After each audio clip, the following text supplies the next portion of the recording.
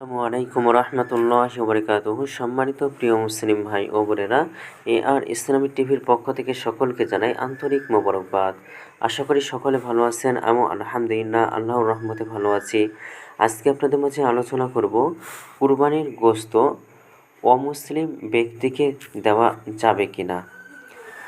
কুরবানির অন্যতম অনুষঙ্গ কুরবানির গোশত খাওয়ানো, হাদিয়া দেওয়া এবং দান করা। কোরআনে আল্লাহ তাআলা কুরবানির গোশত নিজে খাওয়ার পাশাপাশি দুই শ্রেণীর দরিদ্রদের দান করার নির্দেশ দিয়েছেন। যারা চায় তাদের দিতে বলেছেন, যারা চায় না তাদেরও দিতে বলেছেন। আল্লাহ তাআলা বলেন, আর কুরবানির উটকে আমি তোমাদের জন্য আল্লাহর অন্যতম নিদর্শন বানিয়েছি, তোমাদের জন্য তাতে রয়েছে কল্যাণ। সুতরাং সারিবদ্ধভাবে দণ্ডায়মান অবস্থায় সেগুলোর ওপর আল্লাহর নাম উচ্চারণ করো। যখন সেগুলি কাত হয়ে পড়ে যায় তখন তা থেকে খাও।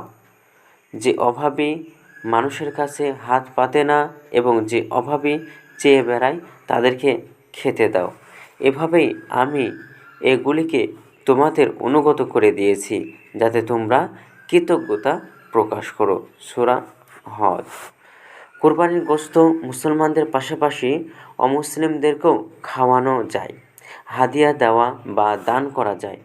অমুসলিম প্রতিবেশীর বাসায় কুরবানির গোশত পাঠানো বা তাদের দাওয়াত দিয়ে খাওয়ানো যেতে পারে। অমুসলিম দরিদ্র ব্যক্তিকে কুরবানির গোশত দান করা যায়। কুরবানির চামড়াও অমুসলিম দরিদ্র ব্যক্তিকে দান করা যায়। মুসলমানদের সদকা সমূহের মধ্যে শুধু জাকাত অমুসলিমদের দেওয়া যায় না। এছাড়া সদকায়ে ফিতর সহ বাকি সব সদকা এবং দান মুসলিমদের পাশাপাশি অমুসলিম দরিদ্রদেরকেও দেওয়া যায়। মুসানিফ ইবনে আবি শাইবার বর্ণনায় সাঈদ ইবনে জুবাইর রাদিয়াল্লাহু তাআলা আনহু বলেন, আল্লাহ রাসূল সাল্লাল্লাহু আলাইহি ওয়াসাল্লাম একবার সাহাবীদের বলেছিলেন, তোমরা শুধু তোমাদের ধর্মের মানুষদের দান করো। তখন আল্লাহ তাআলা কোরআনে এই আয়াত অবতীর্ণ করেন যে, হে নবী, মানুষকে সত্যপথ গ্রহণ করানোর দায়িত্ব তোমাকে দেওয়া হয় নাই। আল্লাহ যাকে চান সৎ পথে পরিচালিত করেন। হে মানুষ, হে অর্থবিত্ত, তোমরা দান করো।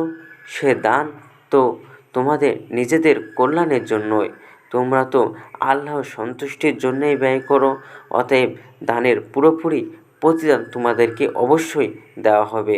তোমাদের হক কখনো নষ্ট করা হবে না। সূরা বাকারা। এই আয়াত অবতীর্ণ হওয়ার পর রাসূলুল্লাহ সাল্লাল্লাহু আলাইহি ওয়াসাল্লাম বললেন, তোমরা সব ধরনের মানুষদেরকেই দান করো।